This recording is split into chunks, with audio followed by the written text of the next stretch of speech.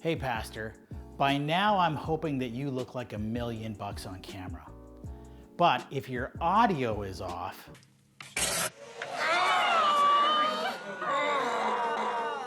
oh, sorry. You're just gonna be driving people away. You wanna know 5 ways how you can improve your audio? Stick around. There's nothing quite like bad audio to drive people away from your live stream. Whether it's heavy distortion or it sounds like you're talking into a tin can, that's distracting and it takes people away from your message. Fortunately, there's things that we can do to fix this. The first thing you can do is kill extra noise. Your microphone can pick up lots of different things that are going on in your house. Could be your furnace, could be a fan, it could be an air conditioner, washing machine, dishwasher, kids watching TV. What you want to do is kill all that extra noise because it shows up in your audio. So just go to the thermostat, click it to off. Everything off, off, off, off, off, off. Kill the extra noise in the room. A simple way to improve your audio. Second thing you can do is have a drink. Now that might sound like odd, like why would I do that? Well, here's the thing. When your mouth is dry, but you don't necessarily know that you're thirsty, you're gonna make a lot of mouth sounds that the microphone is gonna pick up. Sounds like, and often you'll do that right before you're about to say a sentence. You're gonna make those loud clicking kind of sounds. You don't notice that they're there, but people are gonna hear them and it's gonna be distracting. Now, if you have the odd lip smack or something like that, you can often take that out when you edit the video later. You can sort of look at your audio timeline and you'll see those big before you speak.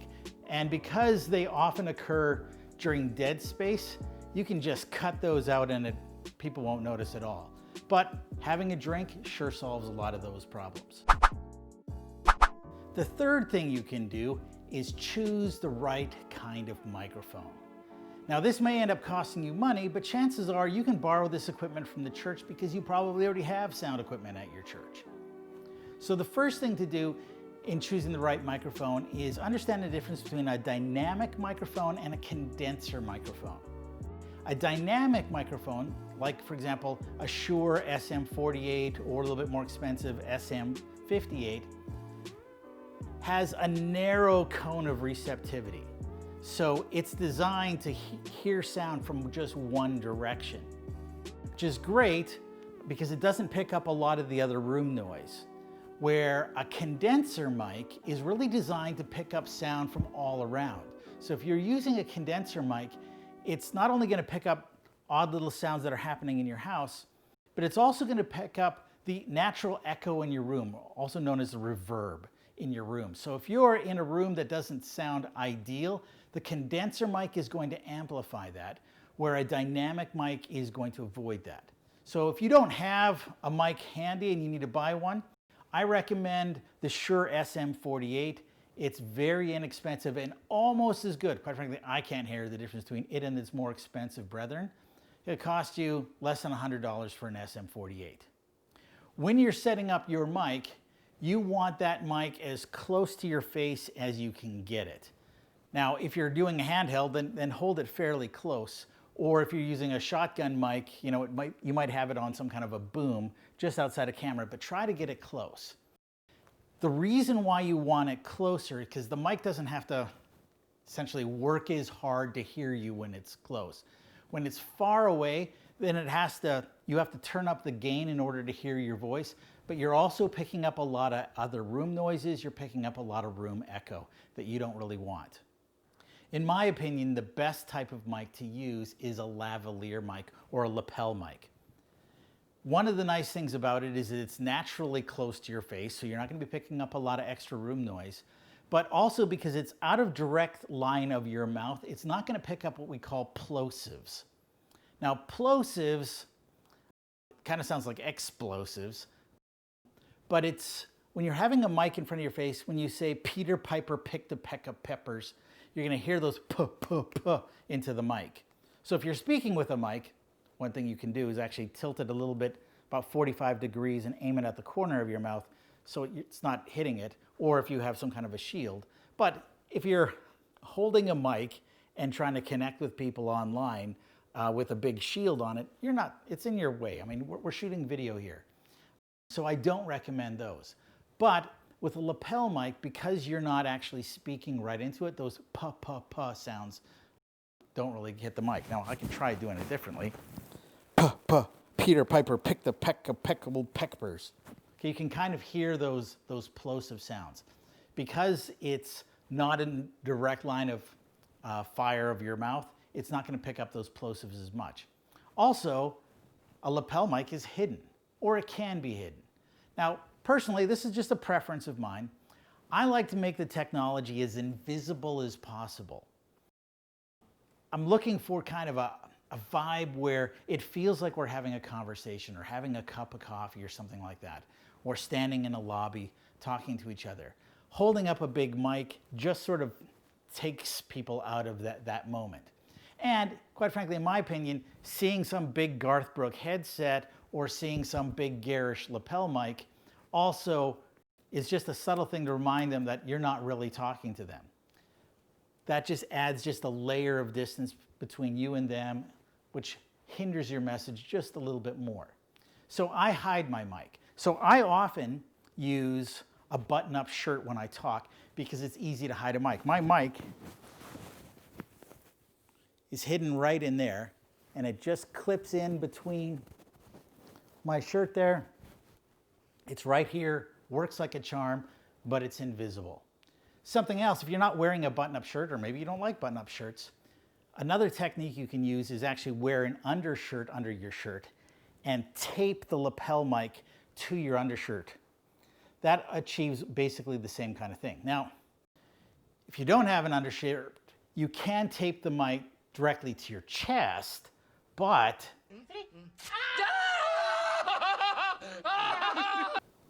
well, use your own judgment on that one. The mics that I use for lapel mic is a Sennheiser G4. Now it's a little bit more expensive, it's gonna cost you several $100s, but chances are your church already owns something like this. And if it doesn't, quite frankly, it's a good investment for the church, whether you're recording video or just talking on Sunday. Just frees up your hands so you're not holding a mic all the time. Just allows you to communicate a little bit more effectively and connect with people a little bit more real kind of fashion. I try to avoid using headsets, that Garth Brooks kind of look. And this is fine when I'm on stage because chances are you're going to be sitting 50 feet away from me. You're not going to be noticing that I've got this. But when we're 5 feet away like I am to this camera, it's going to stick out and it's going to be just visually distracting.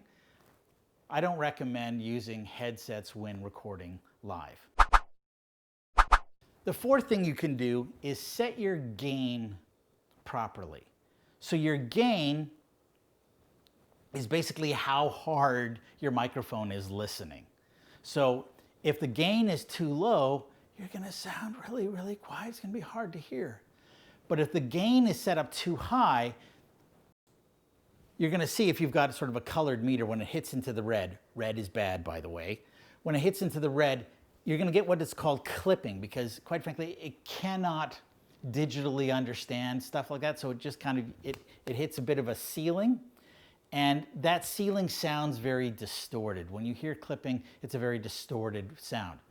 So if you have somebody working on a soundboard that's helping you mix, you want to make sure that your gain is set probably at around minus 12 dB. Now you might also be using software or different things like that, but minus 12 dB is a nice sweet spot. And the reason is because when it gets up to 0 dB, that's where that clipping occurs, and you want to stay well below that.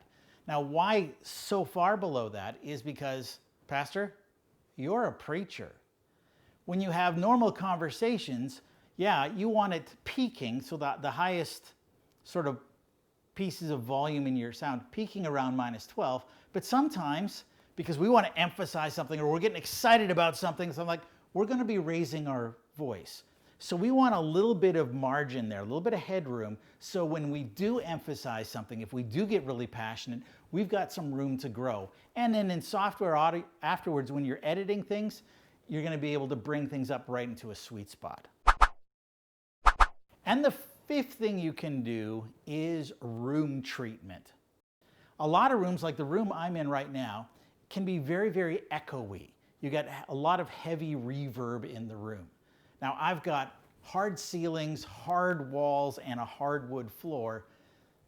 In a lot of ways, even though my living room looks nice, it does not sound nice. So what I've done is actually I've got blankets that I've got set up all over the place here, just off a camera. I've got drapes drawn and different things like that to try to soak up a little bit of extra sound. I've got another sort of studio in my basement where I've got a thick carpet underneath, and then I've got along one side of the wall and right behind me, I've got sort of sheets set up. They're off camera, so you can't really see them, but they just soak up a little bit of that extra reverb that just allows your voice to come across a little bit clearer. So think about treating your room.